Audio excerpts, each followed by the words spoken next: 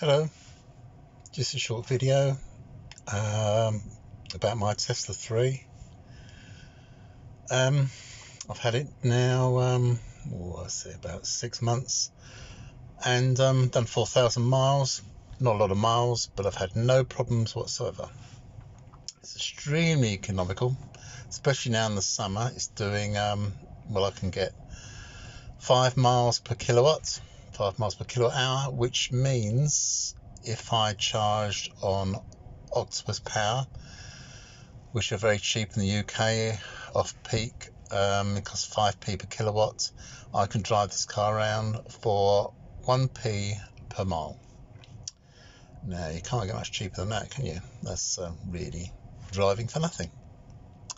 So that's all nice. I'm at Box Hill in Surrey at the moment. It's quite nice here. So nothing really to report about the car. In the news, COVID is obviously the head of all the news. It keeps on and on and on, and it's not going to go away. So we're going to be just with it. We're just going to stay with it, really. All hopes of vaccinations or things are obviously we all hope it will happen, but don't bank on it. I think we just realistically got to live with this virus. And at the moment, we've got 50 people per day dying in the UK from COVID, but that will increase. This is the beginning of August, so we opened up a bit just before the middle of July, and so definitely the deaths will go up because we opened up. But we've got to open up, or there's no country, there's no economy. So which way do we go? Do we go with open up, kill a few old folk and get the economy going, or close down, save some old folk and destroy the economy?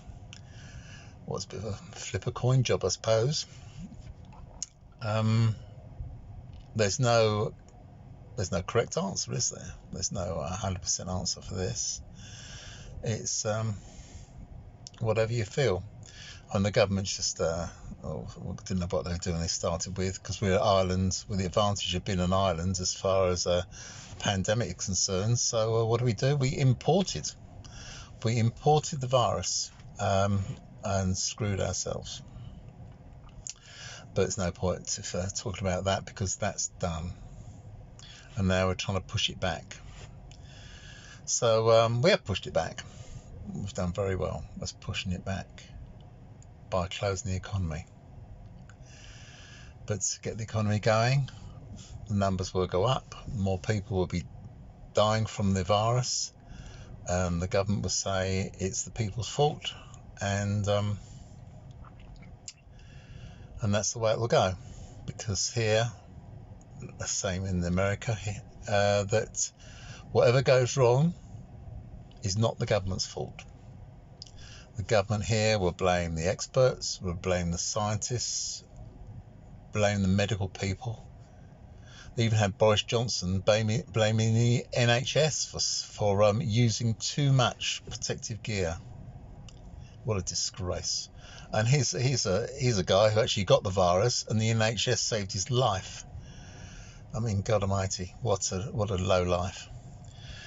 And Trump, well, what can you say? What can you say? That's just a fool. A fool who's running the world. Bit of a puzzle. I mean, both Boris Johnson and they seem like twins. Boris Johnson, Donald Trump. They are of a low intellect by any standard, let alone being a prime minister, let alone being the president of the United States. Extraordinary thing. What at times we live in. But for myself, I'm okay. I'm all right, Jack, because I'm retired, so I'm not getting crushed by losing my job, but then other members of my family, that's always a cloud over their head, and over a lot of people's heads. So maybe we have got to risk it for a biscuit. Maybe we have got to open everything up and go for gold and just risk it. But the biggest risk of all is if the virus develops into a new virus which actually affects young people. Now if that happens, we are well and truly stuffed. So that's to be avoided. So gloom and doom from me. Explosion in the country is up at the top of the news. That fertilizer, well, they stored fertilizer in that factory, and in the UK we'll know about this explosive fertilizer because the IRA years ago made a bomb out of fertilizer to blow up parts of London. But that's all forgive and forget, isn't it? Like a lot of things in history. The further you go back, the more you forgive. I mean, countries, even for old people, even live in history, what they've done is totally unforgivable. But we have forgiven it. And talk about time heals, that's history, all right. We just forget it and carry on with our lives as if nothing had happened. Anyway, too much doom and gloom. Let's think of something happy. Cars lovely, nice and smooth, nice and economical, and nothing to complain about in that respect. Would be really nice. I mean, restaurants are open. It's one of the things I used to enjoy, would be going out and having a meal, but we can do that now. But if there's too many obstacles in the way, I'm not really interested. It's like if there's a queue at a supermarket, I'd rather not have the item I'm buying than queue. It's just not my thing. I'm phobic about queuing. It's horrible.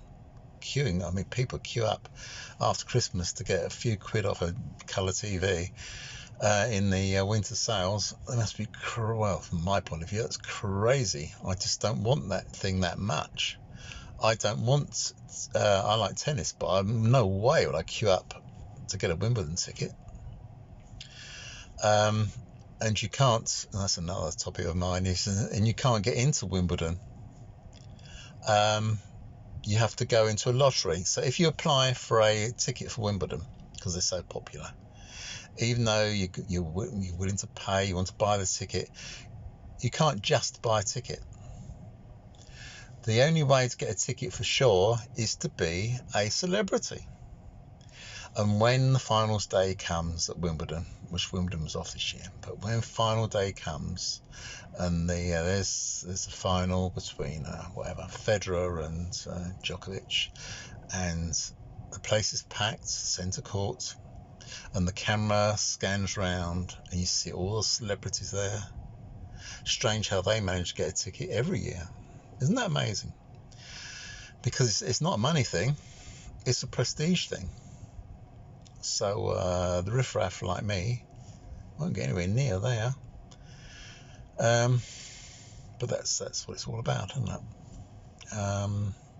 Equality? No, there's no equality. There's just levels of inequality. I mean, if you're poor, you're at the bottom of the heap. If you're rich and not a celebrity, you've got half a chance. If you're a celebrity and rich, well, you've cracked it. And if you look good, even helps. Poor, no good. Rich, attractive, celebrity, sorted in this equal world. I mean, while you see people starving, those people are starving just because they want a meal. And other people, important people, celebrities, footballers, film stars, how much effort will be put in to save them from illness, to save their life, to save them from any discomfort.